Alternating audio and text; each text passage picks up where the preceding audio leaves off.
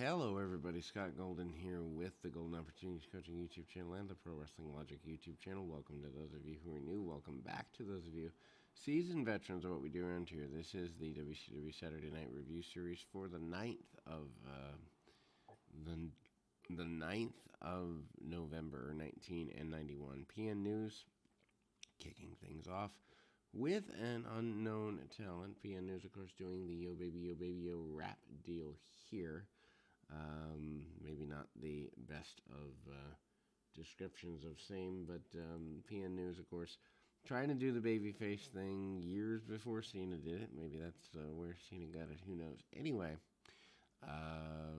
it is what you would expect from a match like this. It is a very basic thing, and News hits from the top rope with a top rope splash, and Cactus Jack out next. Cactus Jack, of course, back and forth with Abdullah the Butcher here in 1991, and also kind of getting ready for Sting. The Sting deal is not until early 1992, or actually summer of 92, but teasing the feud with Sting a pretty good bit here. Cactus Jack in an enhancement match taking on none other than Rick Haddock, and needless to say, a pretty basic match here as it relates to moving forward and kind of running things forward there. Cactus still doing the major leap off of the apron area. Some people say a little risky. I would tend to agree, but Cactus Jack still hits the double arm DDT and that major jump, and ultimately gets himself in a good enough position, I suppose, for basic run here. And hitting a couple of shots there, managing to hit a that splash move. Harley Race basically talks about after Cactus uses a trash can on the enhancement talent and puts him away. Anyway, Harley Race talks about Lex Luger being unstoppable, talking about wanting him to face Rick Steiner. Cactus Jack also hyping the upcoming clash and talking about going at it with Sting sooner or later, and there's kind of promises that there's more presence coming from Cactus Sting. I remember that is basically my first WCW exposure, although only getting the syndicated shows, not having cable at the time. Probably got WCW Pro or something similar. Anyway, Van Hammer, who's wearing a hipster hat and faded pants and a tie-dye shirt. Van Hammer in an enhancement match here. Only been around a couple of weeks has Van Hammer. Facing off against John Peterson. Punch, kick, arm drags, a couple of weak maneuvers in the slingshot suplex. Made famous by Tully Blanchard and kind of ruined, honestly, by none other than our good friend Van Hammer here. Ruined in the sense of you can't really take the move as seriously when he's doing it awkwardly and all of that. Anyway, so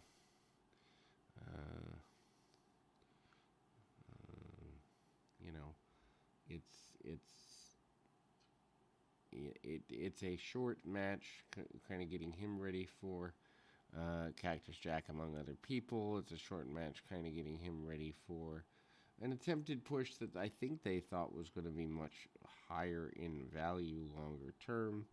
But that's that. And then we go to the Z-Man, of course, Tom Zink, back and forth in terms of his intensity and integrity of push here. Tom Zink, coming off of the WWF probably a few years before, Sergeant Buddy Lee Parker. Buddy Lee Parker manages to be the trainer at the power plant for a good bit of time, and ultimately manages to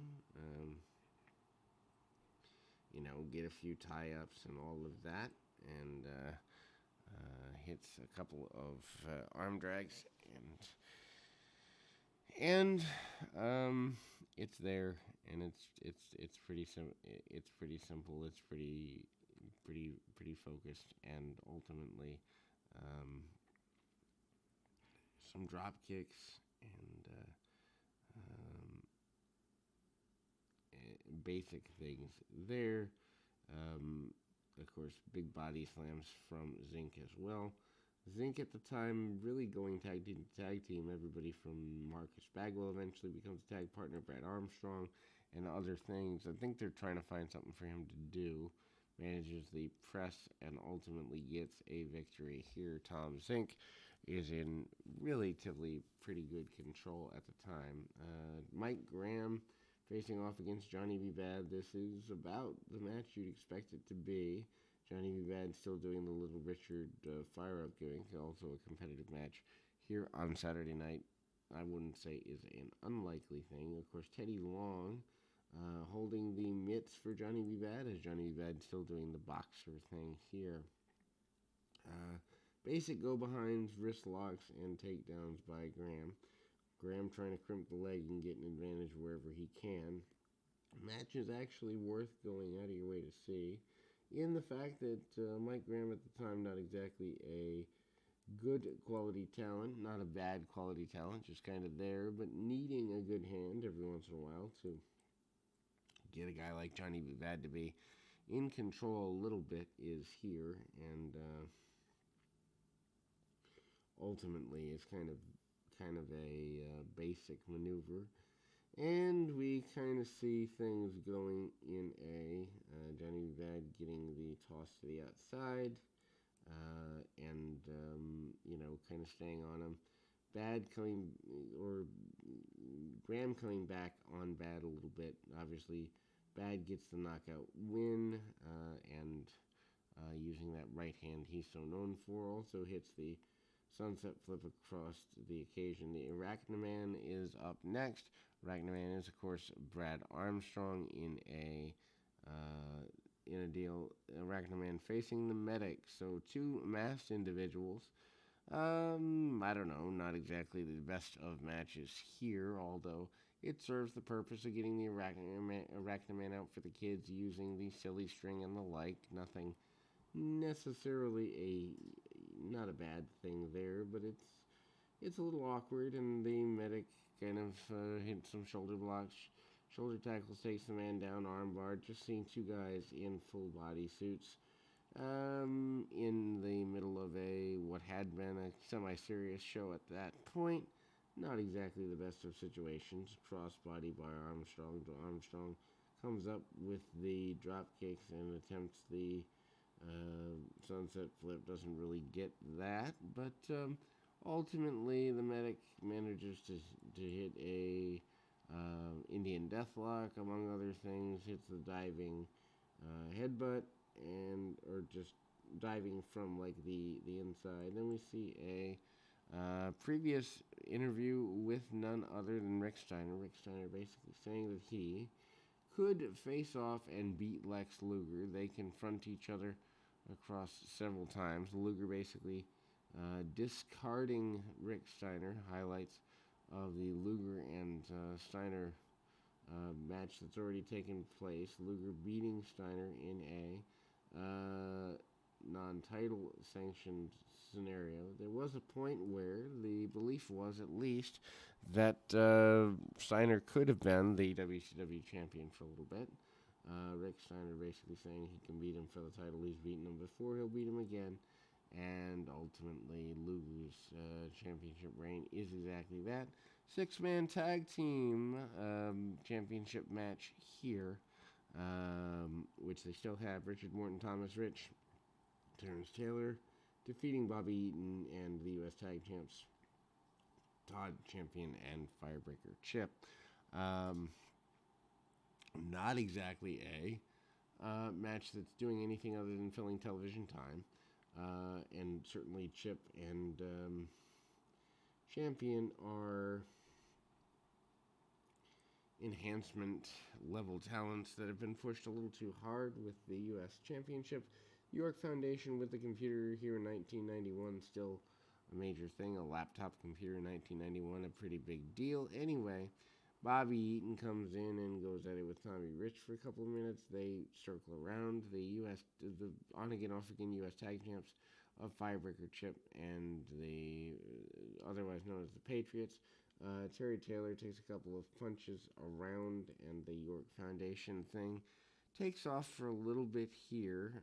Morton comes in. Richard Morton comes in, hits his signature spots, including the dropkick. Also tries to incite the baby faces back and forth. The match is fine. Bobby Eaton, though, as a babyface, really doesn't work. Obviously, better as a heel. Morton ends up cutting his man off, really simply put.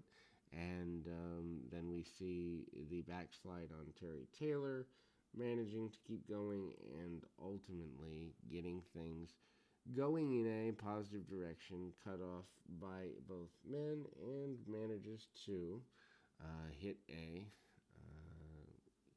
continuation of things. And um, then you see Mr. Hughes against Rick Steiner. Hughes managing to be kind of a gateway to Lex Luger. Still kind of talking about Steiner and Luger going forward. We haven't gotten to the Sting and Steiner thing. That comes up. Actually, I believe it's after this week because I think that's where their original deal comes from. Hughes manages to hit a couple of shots. Steiner comes up with some brawling techniques and doesn't get everything he wants. Vicious clothesline by Hughes along the way. Mr. Hughes at this point, to me, I love the Lex Luger bodyguard phase. That's my favorite point of Mr. Hughes at this point.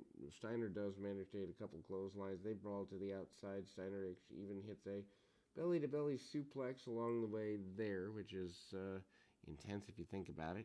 Bear hug by Hughes.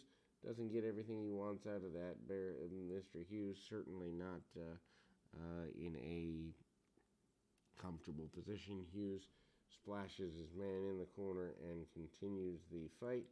Hughes also managing to be in control. It sends him to the outside. Harley Race takes a couple of cheap shots along the way and again manages to get things interestingly put. And Scott Steiner eventually makes his way down after an attack from Mr. Hughes. Rick Steiner does get the victory. And we'll close with that right after this. We'll be back with more.